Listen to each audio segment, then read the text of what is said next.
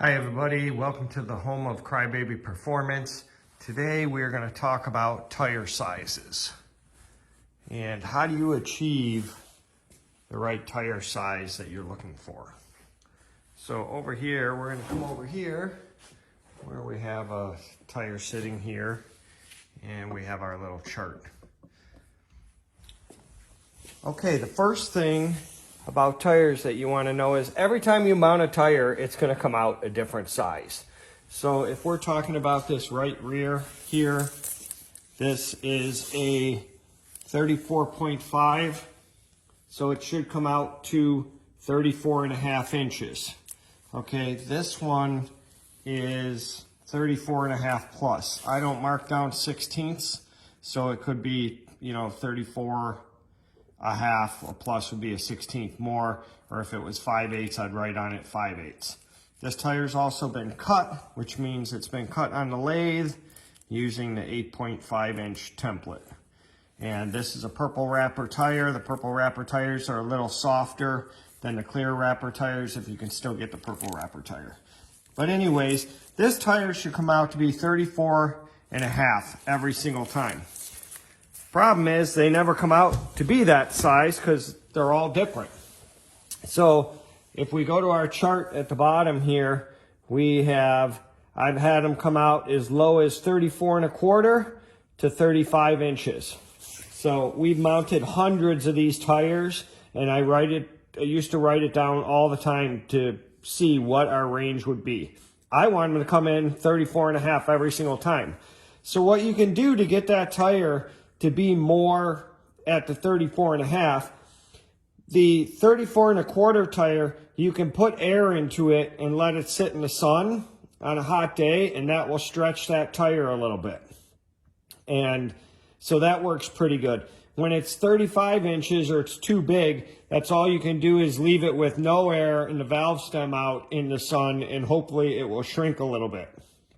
You could also go to the extreme of using a hot box to shrink that tire or to expand that tire, but it gets to be a lot of work when you're racing all the time. You don't have time to have the hot box going with tires in it. So now let's talk about the right front tire. We've had them come in, they're supposed to be 33 inches. We've had them come in 32 7/8 to 33 5/16. So again, the 32 7/8, you can put a little bit of air in that tire, expand it to the 33 inches, and then leave it sit in the sun for a good, I would say, 6-7 hours. And then it should hold, you could take the pressure down and it should hold that tire at that 33, being able to stretch that a little bit. Okay, so the rest of all these tires that you see on the entire list, they're all different compounds. So you can see R50, you're no longer allowed to use that. RD40, you're no longer allowed to use that. So now you can eliminate all of those out of your library, and now you're down to D20s and A35. Here's the problem on the left side. You're allowed 3 different rim sizes. You're allowed a 5-inch, 5.5, or a 6-inch. So depending on which tire you mount on, if you were to mount a 31-inch on a 5-inch, 5.5, or a 6-inch, you're going to get 3 different size tires. Well, since the tires are all different, they're a little bit different from each other, you're going to get a range of numbers. You're not going to get it exact. So for instance, D20 compound on a 5-inch rim is going to come in at 30 7/8 to 31 1/8. And then on the extreme other end of that, you can get a 6-inch wheel with a 32-inch tire, and you'll get 31.25 to 31 5/8. So that is, let's see, 31, basically 30 31 to 31 5/8 is half inch of growth. So a lot of times why that matters is because you're trying to get a stagger out of the car. You're trying to get a stagger of 2 7/8 to about 3 1/2, depending on, again, if you're running locked up, open, or ratchet. On a ratchet, you want to run the lower stagger of 2 7/8, and on a locked up car, you want to run about 3 1/2. So again, the D20 is a softer compound than the A35. So this can start to blow your mind. If you're shredding these D20s, you want to go to an A35 tire. But if you don't have enough grip with the A35, you want to go back to the D20. And then again, in your trailer, you could have these tires mounted, a 31 on a 5-inch, 31 on a 5 1/2, 31 on a 6, a 32 on a 5 1/2, or a 32 on a 6-inch rim. And with all these, you're going to get different combinations of numbers here. So I've been charting this stuff out for a while so that every time I mount a tire, I say, okay, I need one to be about 31 inches. Okay, I go to my chart, 31 inch on a 5-inch rim. It's going to come in about 31 to 31 1/4. Or, you know, you need a 32 inch on a 6-inch rim. It's going to come in at, 31 3/4. So this chart will give you an idea of what you need and how to get there. So again, stagger is super important on these cars. So you can't just mix and match any wheel you want. Again, you have a 5-inch, a 5 1/2, and a 6-inch wheel. And then you actually have 3 different tires.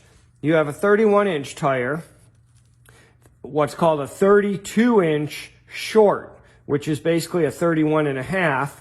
And then you have a 32-inch tire, which is basically supposed to be 32 inches. But 32 inches on what rim size? 32 inches on a 5-inch rim, or is it 32 inches on a 5.5, or 32 inches on a 6? So again, the closest one I have here to 32 inches is mounting it on a 5.5-inch rim. So we never wanted a tire that was 32, so I don't have any that are even mounted on a 5-inch rim. So if you think about it, you have 3 different tires, sizes, 3 different rims. 3 times 3 is 9. You could have 9 different combinations of tires to get you to the height that you need. So it gets a little bit mind-boggling. So what we do is we kind of shoot for 2 different sizes. I like this 31-inch tire because that 31-inch with 34 1/2 gets me 34, 33, not doing the math real well. Now I'm going to stop. Okay, I had to do a little quick math here. Now I'm back. But, so like I said, if we want our rear tire to always be 34 1/2. So the closer we can get that rear tire for 34 1/2, the easier our calculations can be on the other tires. So us at Crybaby, we liked basically to get tires around 31 and 31 1/2. Because if I could get them at 31, that would give me 3 1/2 inches of stagger for when we ran locked up. And if I could get some that were 31 1/2, then that would give us 3 inches of stagger for when we ran open or a ratchet. So it's pretty difficult. You can see from the ranges that you're getting here, 31 1/8, 30 1/2, 30 3/4. You know, it's pretty hard to get a range. So you got to kind of pick a constant. You got to find your constant and stick with it. And if you can get that rear tire to be 34 1/2 every single time, then you can count on your other side tires. Now, if you can't, if you're getting that 34 3/4, that's going to affect your stagger. 34 1/4 is going to affect your stagger. You always want to adjust your stagger on the left side of the car, never on the right side of the car. The other thing is the stagger will start affecting your gear ratio because as you start going bigger or smaller on tires, now it's going to affect your gear ratio because the diameter of the tire is determining some of that gear ratio. So hopefully this chart helps you guys out a little bit and get you on the right track. And I'm sharing all my information here with you, but this should give you an idea of what size rims you need and the tires. I'm going to blow in on that so that you can see it real close. That's kind of where you want to be. Now I'm going to hold that real steady, and that's really where you want to be on your tire sizes. So hopefully this video helps. Give it a thumbs up, and